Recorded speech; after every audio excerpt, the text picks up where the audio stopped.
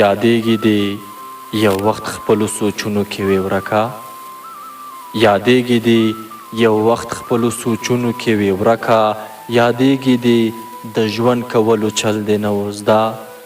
که ما ګام اخیستی نه وی مخته نه وی تللی که ما ګام اخیستی نه وی مخته نه وی تللی منم چې ته هم تللی شوي خو پل دې نه و زده یادېږي دې یو وختو دایرې درنه راتاوې یادېږي دې یو وختو دایرې درنه راتاوې رواجو روایتو عقیده او مذهبو له خپلو ویرونکو سوچو خوب نه درته شپه کې له خپلو ویرونکو سوچو خوب نه درته شپه کې په ورځ کې دې له سیورې ویرېدله څه عجب و یادېږي دې خپل ژوند ته ورتلای نه شولې په مخه یادېږي دې خپل ژوند ته ورتلای نه شولې په مخه تر لرې دې په ژوند کې نه رڼا وه نه رنګونه پراته دې و پر زړه د ناهیلۍ و څادرونه پراته دې و پر زړه د ناهیلۍ و څادرونه فقط لکه پر اوسپنې د ډېرو مرزنګونه یادېږي دې په څومره ناهیلۍ کې مې لاس درکړ یادېږي دې په څومره ناهیلۍ کې مې لاس درکړ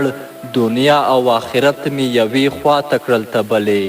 رڼا مې درته درکړه چې خپل ځان کړې پرې پیدا رڼا مې درته درکړه چې خپل ځان کړې پرې پیدا رنګونه مې در زده کړل چې جامې دې کړې بدلې یادېږي دې دنیا راپسې څه نه ویل یادېږي دې دنیا راپسې څه نه ویل د کومې بلا مخته دې ولاړ نه وم ته وایه پروا نشته منی مخو تا پسې چې تلم پروا نشته منی مخو تا پسې چې تلم یوه داسې لار مې هم پرېښوه چې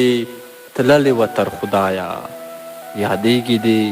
جرأت د زندګي مې درته درکړ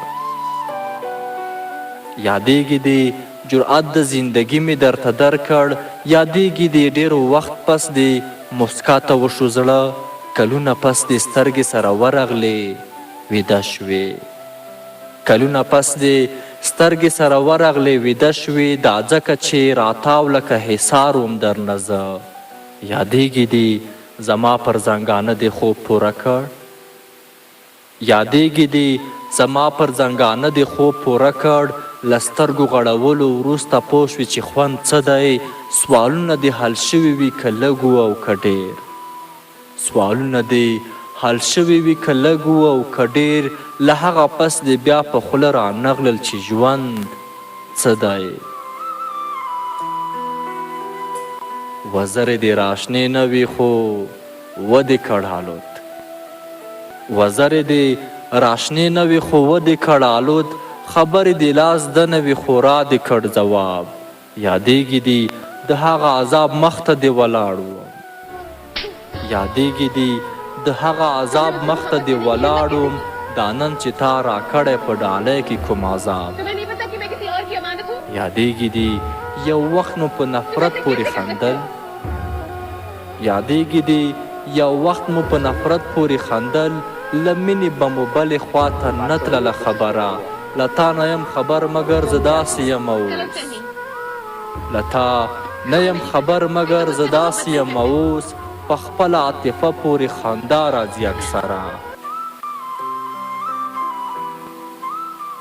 خفه شم چې یو وخت لا پر ځان څومره وم ظالم خفه شم چې یو وخت لا پر ځان څومره وم ظالم یادېږي دې په سره اور کې به ناست وم ستا لیدو ته غرور د نارینتوب به مې کړ سترګو ته راټول غرور د نارینتوب به مې کړ سترګو ته راټول او بیا به مې د اوښکو په څیر